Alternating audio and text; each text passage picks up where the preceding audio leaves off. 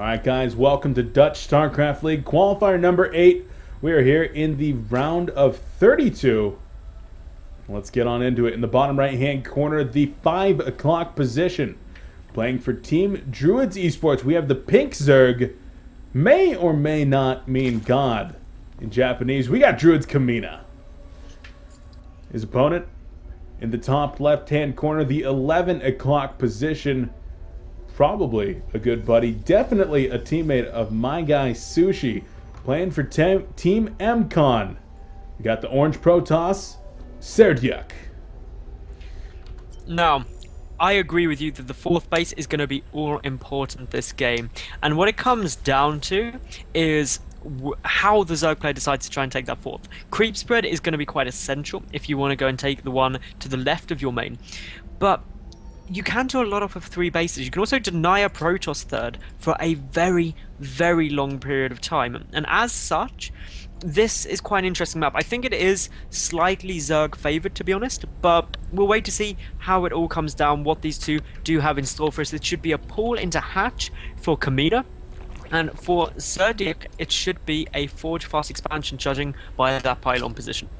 And like you said, 15 pool goes down here for Mr. DruidzKamina. The players discussing some Japanese language right here. And like you said, Forge Fast Expand coming down from Serdiuk in the forward position. There's, of course, a secondary type of wall that you can use, the Nexus, as part of the wall off here on Antigua Shipyard that some players are a little bit more fond of.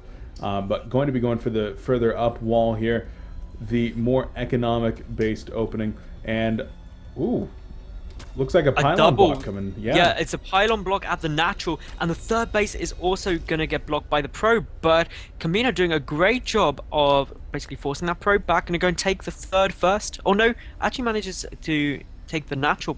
Counter goes down on the pylon, but this isn't really knocking Kamina that much out of their stride. Yeah, definitely not.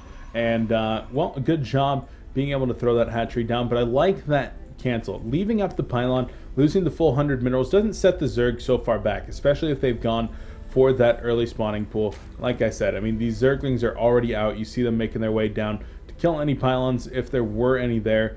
I like the choice to only expend the 25 minerals, then use the probe to even block the third. So bought himself a little bit of time while he was able to take his own Nexus back at home, establishing his photon cannon there actually before the gateway. So a little bit worried about the possibility of maybe a Zergling run by. It's something that, because we haven't seen Kamina commit to it quite yet, it's unlikely, but it's something that it's a risk you don't necessarily want to take, in my mind. So again, it just means that if you're cutting corners with things like that, it just results in you getting slightly further ahead in the mid game as long as things don't go wrong. But for the moment, we see both players being very passive. The 3 hatches on the way out for the Zerg is pretty much the most standard thing you could hope for. And now we're just waiting to see what Serdiuk is going to be going for. Yeah, and that's exactly what our Zerg player is looking for, as well as we can see one Overlord here in the middle side of the map, kind of approaching the 1 o'clock position. Going to be making his way up to check the gas timings here at about the 6 to 6.5 minute mark for our Protoss player. And we'll see, of course, that there are 2 assimilators already down. Just wanted to make double sure that is completely common. While over here at the 10 o'clock position, this Overlord sitting at 105 HP. He's going to be checking the natural gas timings, try to get a read on what kind of tech might be coming out of Serdiuk and what our Zerg player needs to prepare for. Talking of gas timings, Kamina needs to be getting theirs down at about the 40 supply mark. There we see the first 2 on their way. Probably will just stick at 2 for a while, but we've got a Stargate at the moment coming out for our Protoss. And that means that Phoenix harassment is quite likely. Antigua Shipyard is a good map to do that on. There's a lot of open air space to get into the main and also to the third base, which can potentially do a lot of damage. So therefore, we need to see some extra queens or an evolution chain for the Spore Cooler fairly soon. We will indeed, and our Zerg player does just check the timings on these gases, sees 2 additional gases to make 4 coming out at about the 6.5 minute mark. With that information, Stargate opening is a possibility, but could likely be Stargate with upgrades, as one Stargate by itself is not going to be absorbing all of that gas. but could also be something like the integration of some additional sentries into the composition for a follow-up Sentry Immortal push. We'll have to see, but our Zerg player responding, like you said, with dropping the Evolution Chambers, going to be able to get the Spore Crawlers up if necessary, and no additional Queens coming out just yet, though. And those additional queens are only required should there be a big push in terms of just the number of units coming out. But as we see, there's only the one Phoenix at the moment, and that means that until we get up to the 4 mark, Kamina is actually completely safe. So we've just got to wait and see whether that does come up to be more. But the Phoenix now revealed by that Overlord, and as such, Kamina would be good to start moving the remaining Overlords out on the map, just out the way to make sure that they don't get taken out for free. Yeah, and actually building 2 Spore Crawlers here in the main and 2 in the natural.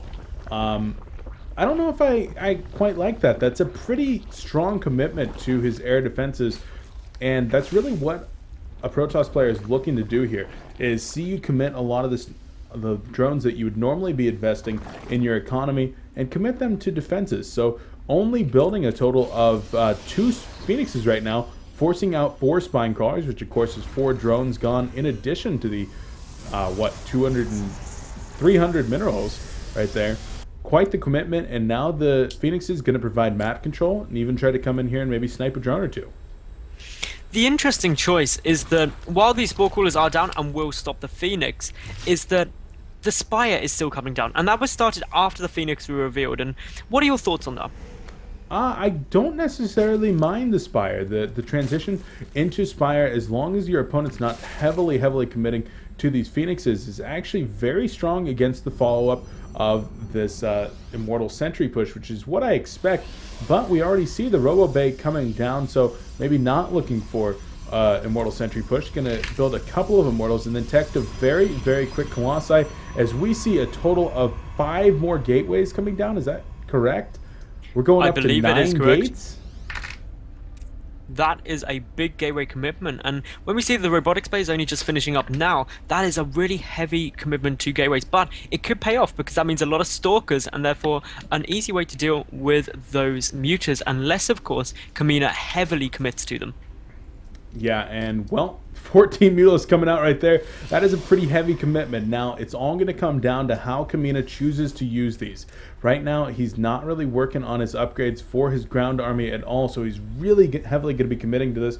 No air either. If he's able to effectively harass his opponent, poking and prodding and preventing this timing from coming out, then he's doing his job. He has to be committing into his ground-based army for defenses and teching to infestors to try to deal with this kind of army composition while continuing to macro and tech back at home, though.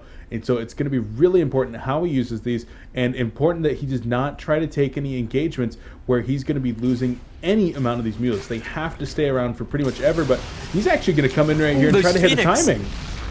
That was lovely, getting those 2 Phoenix. That is precisely what you want to be doing. The Muters now coming into the main base, going to try and snipe out a couple of those pylons as quickly as they can. The Stalker's being pulled back, but that leaves the front very vulnerable. And are we going to see a multi-prong attack? I think almost certainly we will. Zerg's not coming in, and GG actually coming out right there as Serdiuk says, I don't even want to deal